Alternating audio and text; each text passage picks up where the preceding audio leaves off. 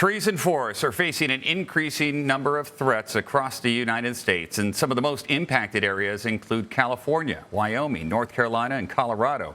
According to new reporting from the National Geographic, 5 of the most abundant tree species in the American West have declined significantly over the last 22 years. Some of the nation's oldest and largest trees are also in jeopardy right now. For more on this, I'm joined by Sarah Gibbens. She's an environmental writer for National Geographic. Sarah, thanks for joining us. What are the biggest threats to our trees and forests right now? Of course, out here in the West, we have these tremendous wildfires that pretty much last all year now.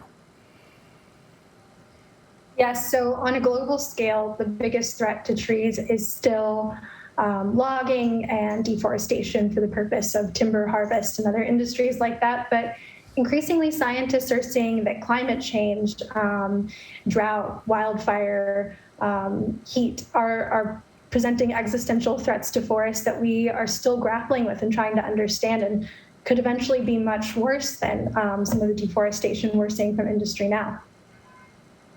Well, you know, you've been reporting on how scientists are using genetic engineering to build better trees. Tell me more about that. Yes, so for the May issue of National Geographic, I wrote about research on the American chestnut tree, which in the early half of the 20th century was all but decimated by blight, by a fungus. About 4 billion trees were killed, and now scientists are inserting new genes into trees to try to make them more resilient, basically creating genetically modified trees that they hope will one day be planted in forests to help keep them healthy.